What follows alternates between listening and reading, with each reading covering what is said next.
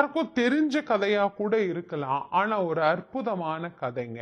நாரதருக்கு இந்த சந்தேகம் ஏற்பட்டது. ராமநாமத்துக்கு எவ்வளவு சிறப்பு இருக்குங்கிறத தெரிஞ்சுக்கணும் அப்படின்னு. என்ன பண்ணாரு? நேரா கிளம்பி வைகுந்தம் போய் பெருமாள் கிட்ட கேட்டாரு. இதனுடைய சிறப்பு என்ன, நீங்க கொஞ்சம் சொல்லுங்களேன் அப்படின்னார். உடனே அவரு சொன்னாரு, அது சொல்லணும்னா நான் சொல்ற வேலையை நீங்க கொஞ்சம் பண்ணணுமே அப்படின்னார். என்ன பண்ணணும் சொல்லுங்க சுவாமி அப்படின்னார். இதோ பார், பூமியில ஒரு புழு ஒண்ணு நெளிஞ்சிட்டு இருக்கா, ஆமா, அது காதுல போய் ராம்னு சொல்லு அப்படின்னார். இவர் அங்கேருந்து நேரா கிளம்பி வந்தார். அந்த புழு காதுல போய் ராமா அப்படின்னு ராமநாமத்தை சொன்னாரா, அது செத்து போச்சு. மேல போனார். சுவாமி, புழு செத்து போச்சு அப்படின்னார். அப்படியா, சரி கவலைப்படாத.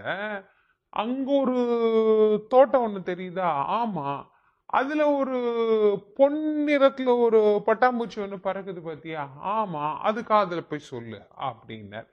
நேரா கிளம்பி அந்த தோட்டத்துக்கு வர்றாரு. அந்த பட்டாம்பூச்சியை பாக்குறாரு, அழகா இருக்கு. கொஞ்சம் தயங்கி தயங்கி போய் அது காதுல ராம்னு சொன்னார். அந்த பட்டாம்பூச்சி செத்து போச்சு. மறுபடியும் மேல போனார். சுவாமி, பட்டாம்பூச்சி செத்து போச்சு சுவாமி அப்படின்னார். அப்படியா, சரி சரி. இந்த ஒரு ஊர் ஒண்ணு தெரியுதா, ஆமா. அவ வீடு ஒண்ணு தெரியுதா, ஆமா. அந்த வீட்டுல ஒரு பசுமாடு இன்னும் கொஞ்ச நேரத்துல கண்ணுக்குட்டி ஈனும். அந்த கண்ணுக்குட்டி காதுல போய் சொல்லு அப்படின்னார். இவரு ரொம்ப தயங்கி ரொம்ப யோசனையோடு வந்தாரு.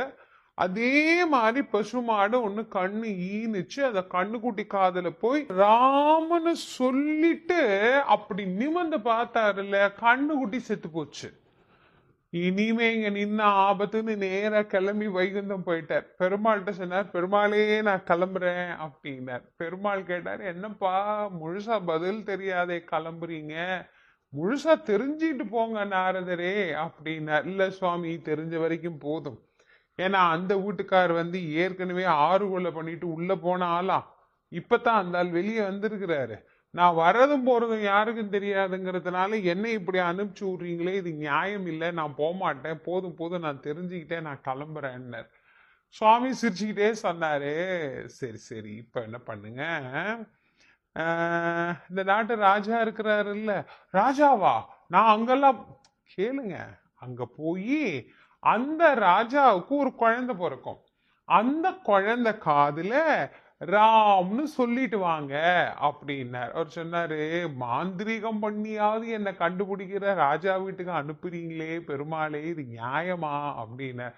தைரியமா போங்க, நான் இருக்கிறேன், நீங்க ஏன் கவலைப்படுறீங்க அப்படின்னு தைரியப்படுத்தி அனுப்புறாரு நாரதரை. அவரு ரொம்ப தைரியமா பாக்குறாரு. ஒரு குழந்தை பிறக்குது. அந்த குழந்தை காதுல போய் அப்படி ராம்னு சொல்லிடுவோம்னு கிட்ட போனா ராம்னு சொல்லிட்டு ஓடிரலான்னு திரும்பிட்டார். ஏன்னா நேரம் இல்ல, என்ன நடக்குமோ யாருக்கும் தெரியாதே. அப்படி திரும்பிட்டு ஓட போனார் இல்ல, பிறந்த குழந்தை பேசியது. நாரதரே நில்லுங்கன்னுச்சு. நாரதருக்கு தூக்கி வாரி போட்டுச்சு. யாரா நம்மளை இந்த இடத்துல கண்டுபிடிச்சதுன்னு திரும்பி பார்த்தா அந்த குழந்தை பேசுது. பிறந்த குழந்தை பேசுகிறதேன்னு ஆச்சரியத்தோட என்ன பண்ணார், கிட்ட அப்படியே அந்த குழந்தை அப்படியே உத்து பாக்குறார். அந்த குழந்தை சொல்லுது, நாரதரே சௌக்கியமா அப்படின்னு கேட்டது. நான் தான் நாரதன், உனக்கு எப்படி தெரியும்? நீயே இப்பதான் பிறந்திருக்கிற, என்னை இப்பதான் நீ தூரம் பாக்குற, என்னத்தான் நாரதன் நீ எப்படி கண்டுபிடிச்ச கேள்வியா கேட்கிறார். அந்த குழந்தை சிரிச்சுக்கிட்டே சொல்லுது, நான் இத்தனை பெரிய வாழ்வு பெற காரணமே நீங்க தானே. நான் உனக்கு ஒண்ணுமே பண்ணலையே, நான் இப்ப ஒண்ணும் பண்ணல, ஆனா நீங்க பூமியில ஒரு புழு ஒண்ணு நெலிஞ்சிட்டு இருந்ததே, அது காதுல ராமநாமா சொன்னீங்களே, ஞாபகம் இருக்குது? ஆமா ஆமா, பாவம், அந்த புழு செத்து போச்சு. அந்த புழுவாக இந்த மண்ணில் நெளிந்து கொண்டிருந்தவன் தான் நான். ஒரு சாதாரண புழுவாக நெளிந்து கொண்டிருந்த என்னுடைய காதிலே கேட்பதற்கரிய ராமநாமத்தை நீங்கள் தானே உபதேசித்தீர்கள்.